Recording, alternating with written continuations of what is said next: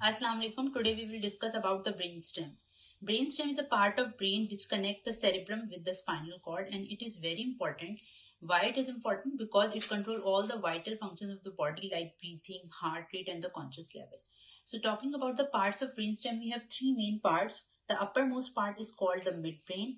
The middle part is called the pons from here to here, and the lowermost part of brainstem is called the medulla oblongata from here to here. Okay, so first part is the midbrain. This whole one is the midbrain. So these two structures of the midbrain are called crus cerebri, and in between two crus cerebri there is the interpeduncular fossa from where the third cranial nerve arises. This white one is the third cranial nerve, which is called oculomotor nerve. These two are the mammillary bodies and they are the part of limbic system, and this one is the optic tract, which is arising from the optic chiasma. So from midbrain, two important cranial nerve arises. First one is the oculomotor nerve, which arises from the anterior side of the brainstem, and second one is the trochlear nerve, which arises from the posterior part of the midbrain. Okay. Then from the pons, we have four cranial nerve: 5, 6, 7, and 8. So this one is the trigeminal fifth nerve. This is the abducens sixth nerve. This is the facial seventh nerve, and this is the vestibulocochlear eighth nerve. Right? So four cranial nerve arises from the pons: 5, 6, 7, and 8. And this is the anterior part of the pons, where you can see these are the transverse pontine fibers. And this is the posterior part of the pons. And this lower part is called the medulla oblongata, which is the inferior most part of the brainstem. And from the medulla oblongata, four cranial nerve arises: 9, 10, 11, and 12. So here we have the ninth cranial nerve, which is a glossopharyngeal nerve. Then we have the vagus nerve, which is the 10th nerve. Then we have the accessory 11th nerve, and here is the hypoglossal 12th nerve. And this is the ventral root of first spinal nerve, C1 nerve. There are also some important structure which you need to understand.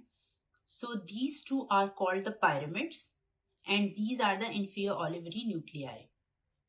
Okay, so this area is called the pyramidal decussation. Why? Because here is the crossing of corticospinal tract fiber take place.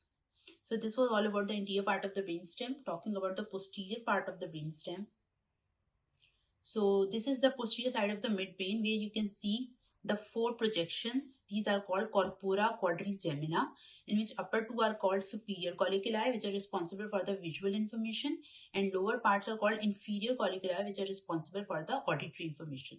And this one is the trochlear fourth cranial nerve, which we talked previously, that it arises from the posterior view. And trochlear nerve is the only cranial nerve which arises from the posterior side of the brainstem. Rest of all the cranial nerve arises from the anterior side. So this is a posterior view of the pons and medulla.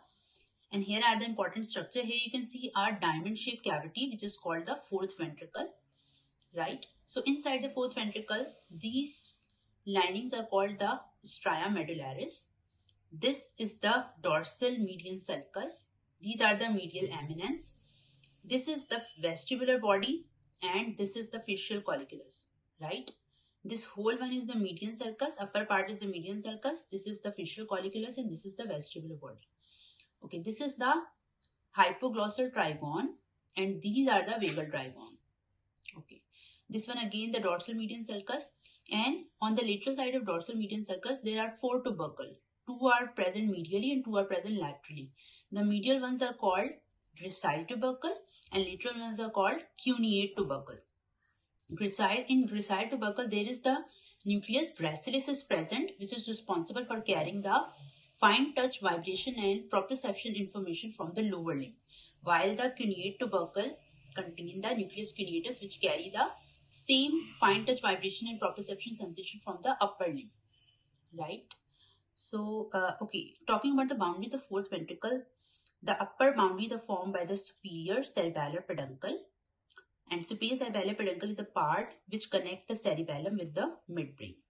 And the inferior two boundaries are formed by the inferior cerebellar peduncle, which connect the cerebellum with the medulla.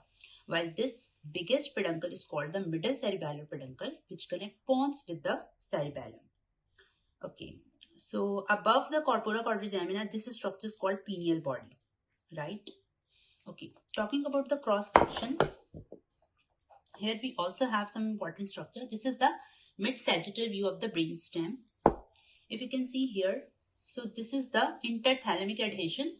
This is the thalamus and also the cavity of third ventricle, right? This narrow structure is called the aqueduct of Sylvius, from where the CSF flow from third ventricle to fourth ventricle, right? And this is again the pons. This is the midbrain, this is pons, and this is the medulla oblongata. This is the choroid plexus of the third ventricle, and this is the part of corpus callosum. So it was all about the anatomy of brainstem. Thank you.